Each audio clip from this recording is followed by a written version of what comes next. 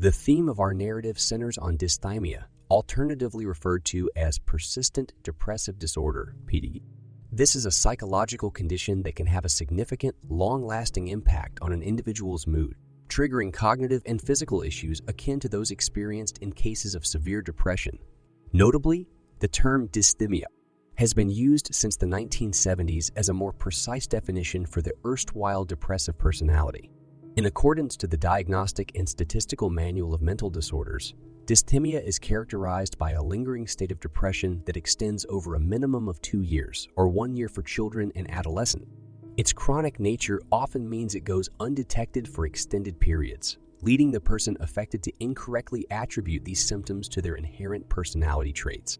In the latest DSM-5 edition, the term dysthymia has been replaced by persistent depressive disorder, encompassing both chronic major depressive disorder and the erstwhile dysthymia disorder. This change was prompted by the lack of discernible differences between the two conditions. Symptoms of dysthymia span across an extended phase of low mood, insomnia, or oversleeping. Changes in appetite, low self-esteem, hopelessness, impaired concentration or decision-making ability, and in children and adolescents, heightened irritability. Depending on its severity, dysthymia can lead to social withdrawal and avoidance of potentially stressful situations, ultimately depriving individuals of joy in everyday activities. Diagnosing dysthymia is a stark challenge given the concealable nature of its symptoms, frequently camouflaged in social encounters. The disorder typically coincides with other psychological abnormalities, rendering it even more elusive. Dysthymia patients have a higher likelihood of also enduring suicidal tendencies or other debilitating conditions like major depression, panic disorders, generalized anxiety, substance abuse disorders, or personality disorders. Presently, no uniform biological causes for dysthymia have been identified, suggesting a multifaceted origin.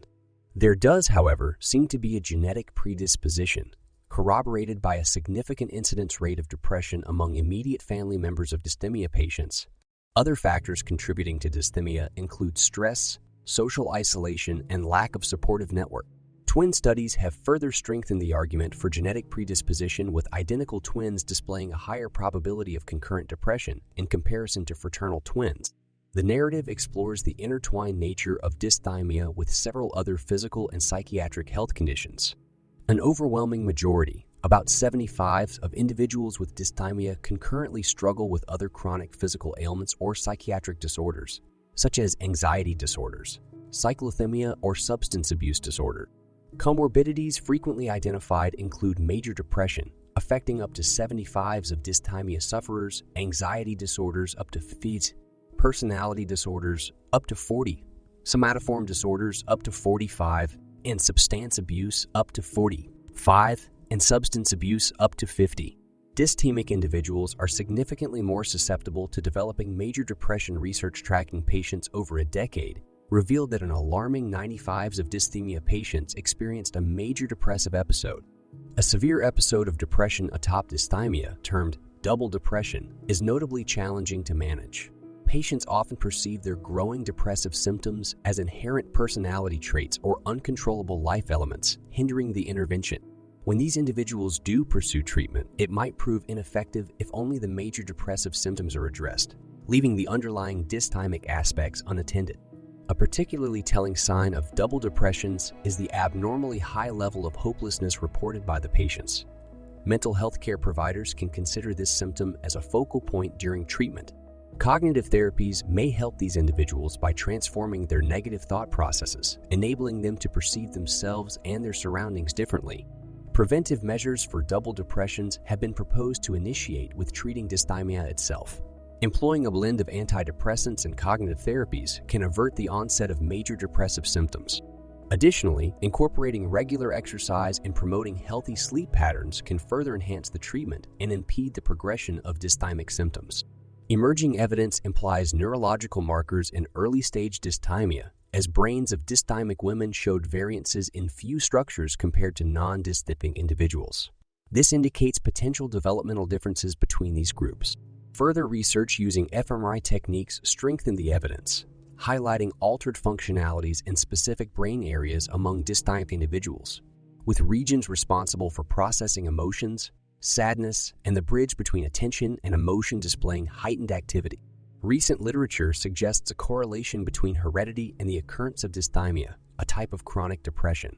This theory is grounded on the involvement of the EAPA axis, a stress response system in the brain, and its connection to dysthymia, including potential causes such as variations of specific hormones and dysfunctional adrenal activity. This model also points to the pivotal role of forebrain serotonergic mechanisms. However, it remains an area of further study due to its provisionary nature. The American Psychiatric Association's DSM-IV offers a comprehensive description of dysthymia. It is characterized by prolonged depressive mood, manifesting most days and at various times over a minimum period of 2 years. Symptoms include low energy, sleep, or appetite disruption, and low self-esteem. Diagnosis can often be delayed, as those with the condition may simply be seen as being moody. To be diagnosed, an adult must have been experiencing this depressed mood for most of the day, for a majority of days over a 2-year period, without any break longer than 2 months. Potential overlaps with major depressive episodes are taken into account, and the exclusion of manic, hypomanic, or mixed episodes is also crucial. Factors like chronic psychosis, substances, or other medical illnesses as direct causes of the symptoms are considered additionally.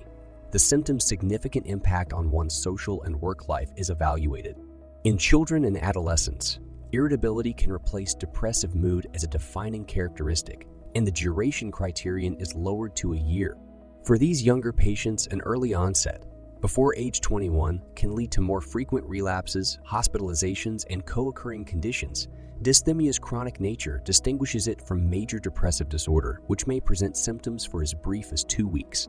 Prevention of dysthymia is challenging, but potential strategies include early detection among at-risk children, encouraging stress management, promoting resilience and self-esteem, and fostering robust social support networks could mitigate or delay the onset of dysthymia.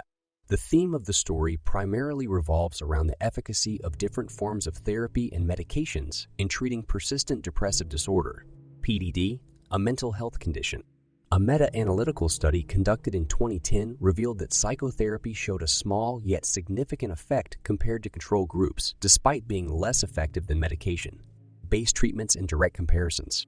Among diverse therapy types, certain ones prove more beneficial than others. Cognitive behavioral therapy, as the most empirically researched, notably helps non-chronic depression and seems effective for chronic depression as well.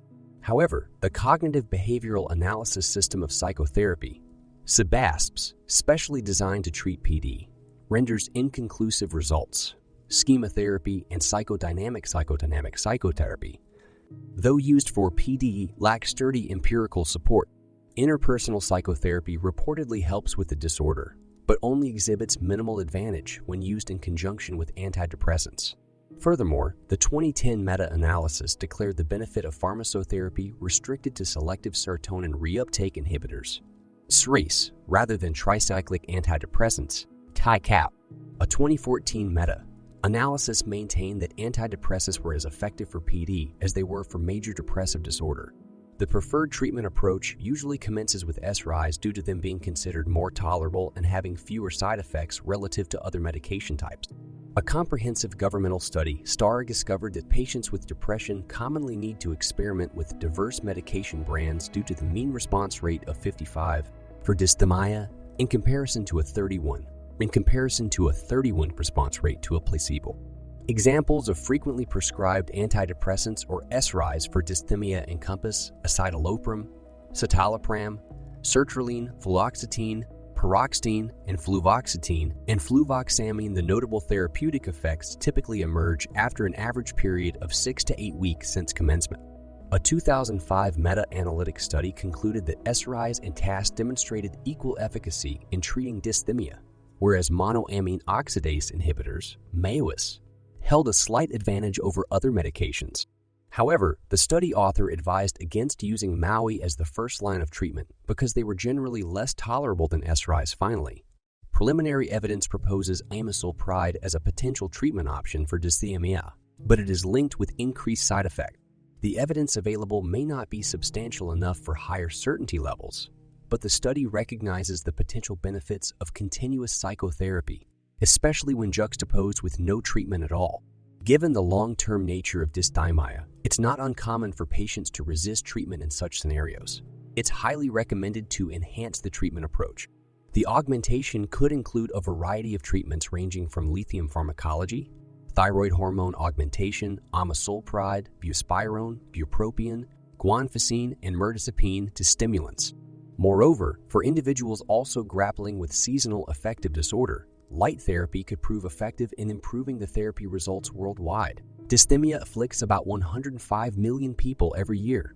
Accounting for 1.5% of the total population, the disorder tends to affect women 38 than men, with 1.80 of women suffering from it as opposed to 1.3 of men. In the United States, the lifetime rate of dysthymia in public settings ranges between 360, but this percentage substantially increases in primary care settings. Measuring from 5 to 15, the prevalence rates in the United States tend to lean higher than elsewhere.